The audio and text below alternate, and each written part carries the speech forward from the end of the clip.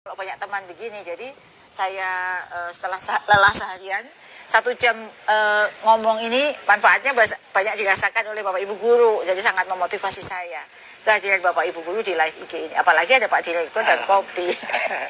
Ini ada dari Bu Intan Bawono, pertanyaannya, saya cek tidak masuk PPG dalam jabatan, saya cek masukkan NIK tidak masuk.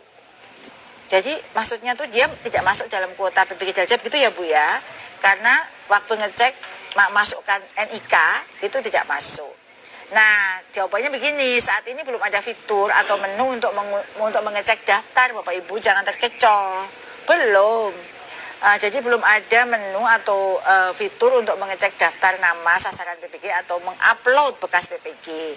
Tunggu suratnya resmi, akan disampaikan melalui laman ppg.kemendikbud.go.id. Nanti akan disampaikan tata cara untuk dapat mengikuti PPG. Gitu Bu. Jadi kalau sekarang belum mengecek memang belum. Sabar ya. Ada lagi nih. Pertanyaan dari Mangala Samuel. Pak Mangala Samuel, apa kabar Pak Mangala? Sehat selalu ya Pak ya. Setia memantengin laman kami untuk kapan pendaftaran PPG dimulai. Pertanyaan Pak Mangala adalah, PNS masa mengabdi 25 tahun tapi belum sarjana S1, dapat mengikuti PPG Daljab apa tidak? Ijazah terakhirnya sekolah guru atau D2. Nah ini Pak Mangala ini, diantara selain Pak Mangala, di database kami banyak Pak Direktur. Guru ini yang zaman dulu masih guru kelas itu loh Pak Direktur. Itu kan D2 boleh ya. Dan dia jadi PNS memang. Nah di database kami ada 200 hingga 300 ribu loh Pak Direktur. Guru-guru yang sudah mengabdi lama tapi memang belum S1. Nah masalahnya, regulasi yang mengatur untuk pemerolehan sertifikat pendidik itu melalui BPG itu harus memiliki ijazah S1 atau D4. Nah bagi Pak Mangala dan guru-guru lain, 200 ribu guru lain yang belum memiliki ijazah S1 belum bisa mengikuti PPG. Namun kami akan mencarikan jalan keluar di step berikutnya untuk rekognisi. Kita akan bekerja sama dengan perguruan tinggi lain agar guru-guru seperti Pak Mangala dapat menyelesaikan S1-nya dengan rekognisi melalui seperti universitas terbuka atau perguruan tinggi lain. Kami pasti akan bantu, namun setelah menyelesaikan S1 dulu ya Pak, baru mereka dapat mengikuti PPG Daljab. Jadi semangat Pak Mangala, meskipun sudah mengabdi 25 tahun dan meskipun umurnya sudah 50 lebih, ya tetap semangat, karena belajar itu tidak mengenal waktu. Ya kan? Betul. Ada teman saya yang kuliah itu masih umur 60 Pak. Iya, jadi sebenarnya itu nggak ada masalah, kita tetap belajar kapanpun. Bukan hanya sekedar memperoleh sertifikat ya, tapi kebanggaan buat anak cucu kita bahwa Pak Mangala itu nantinya pensiun guru tersertifikasi. Terus semangat Pak Mangala, jangan dikasih kendor. Ini ada lagi pertanyaan dari Ibu Noverina Venmira. Ibu Noverina Venmira, apa kabar Ibu? Sehat ya Bu? Pertanyaannya, apakah jam mengajar yang sedikit akan berpengaruh pada pemanggilan PPG Daljab? Pertanyaannya bagus sekali. Ini pasti mewakili guru-guru lain yang punya kasus dengan Ibu Novelina ya, jamnya sedikit. Kira-kira dipanggil enggak ya? Jangan-jangan enggak gitu ya. Nah, Ibu Novelina dan Bapak Ibu yang lain yang mempunyai masalah seperti ini, PPG Daljab tidak mensyaratkan jumlah jam mengajar. Ingat ya, meskipun sekarang saya belum mempunyai jam mengajar, enggak masalah, tetap akan terpanggil. Tadi syaratnya kan sudah jelas. Yang penting terdata aktif di Dapodik tahun 2023-2024 aktif ya, dan sudah memiliki ijazah S1 D4. Semua guru baik honorer, baik ASN, PNS maupun GTY berkesempatan untuk mengikuti PPG. Setelah punya sertifikat pendidik nantinya baru penghitungan tunjangannya berdasarkan beban mengajar Bapak Ibu. Nanti kan kami yang honor kami akan distribusikan supaya memenuhi 24. Bagi yang PNS jamnya kurang akan kami distribusikan supaya memenuhi 24 jam begitu ya. Tapi untuk PPG tidak ada masalah.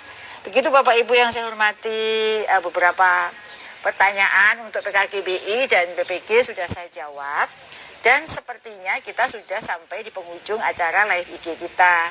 Tapi saya sangat bangga dan tersanjung dengan Bapak Ibu guru yang masih menemani saya hingga saat ini masih di angka 3.200. Itu sesuatu banget buat saya, ditemani ngobrol di sore hari, sehingga lelah saya sejak kemarin itu hilang.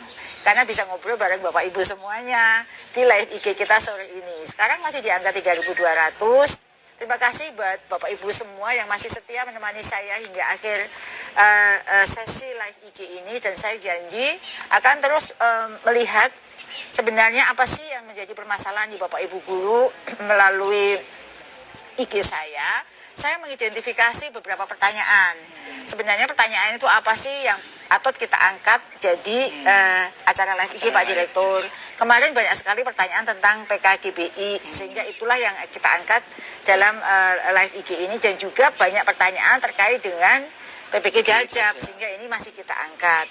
Sehingga kesempatan yang sebenarnya kesempatan Bapak Ibu bertanya di chat saya, di IG saya itu kesempatan yang selalu saya baca untuk mengidentifikasi sebenarnya persoalan apa sih yang masih dihadapi oleh Bapak Ibu guru dan perlu jawaban langsung dari saya.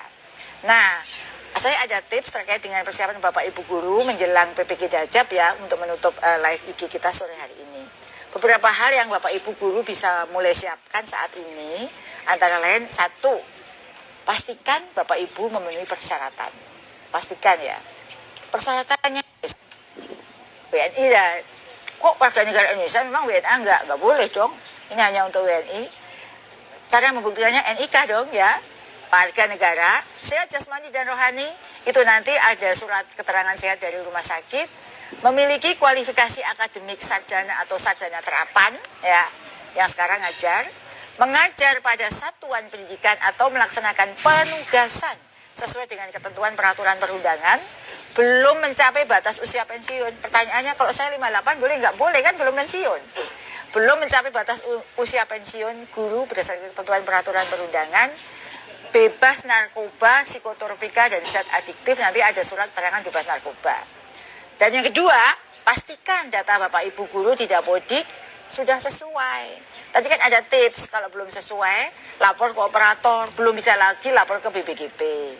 Jadi beberapa data yang perlu Bapak Ibu perhatikan, penulisan nama sesuai dengan KTP ijazah, penulisan nama tidak boleh dengan singkatan, penulisan nama tidak disertai gelar keagamaan, misalnya haji, PDT, pendeta, hajah, itu nggak usah. Namanya cukup nama Bapak Ibu. Penulisan nama tidak typo atau salah ketik. Kemudian penulisan gelar akademik sesuai dengan KBBI dan ijazah. Termasuk KBBI kan ada ya, misalnya SPD itu S.PD. Misalnya Ibu Nadia ya, Nadia S.PD, M.SI gitu ya. Dan penulisan tempat dan tanggal lahir sesuai dengan KTP ijazah. Bapak Ibu harus cek ulang ya data-data ini. Pastikan juga NIK, NUPTK sudah benar, tidak ada typo lagi. Masukkan juga data lengkap riwayat pendidikan, utamanya pendidikan S1. Sering ada kejadian karena Bapak Ibu sudah S2 maka riwayat S1 tidak ditulis. Tadi kasus PKGBI tadi. Ingat ya, pastikan hanya terdaftar di satu administrasi pangkal, satu satmingkal induk. Jika terdaftar di 2 satmingkal, maka harus tentukan salah satu. Misalnya Bapak mengajar di sekolah A, kepala sekolahnya di sekolah B, pilih salah satu. Nah, kenapa penting ini Bapak Ibu? Ini penting banget saya tegaskan. Karena ketidaksesuaian data termasuk penulisan nama, gelar, NIK, NUPTK memungkinkan proses verifikasi dan validasi gagal. Hal kecil ini jangan terjadi pada Bapak Ibu, ini kan sepele. Bisa Bapak Ibu pastikan, jangan kok saya nggak dipanggil bla bla bla, padahal hal sederhana yang bisa Bapak Ibu lakukan dari sekarang. Lakukan juga update data Dapodik, baik pengkinian atau pembaruan data. Bapak Ibu guru bisa melakukan sendiri atau bisa juga dibantu tim operator sekolah kalau nggak bisa di PKB-nya. Gitu ya Bapak Ibu ya, itu penting banget pesan saya kepada Bapak Ibu semua agar terpanggil dengan baik. Nah Bapak Ibu, kurang lebih 1 jam kita sudah ngopi sore ini, dan saat ini terima kasih kepada 3.000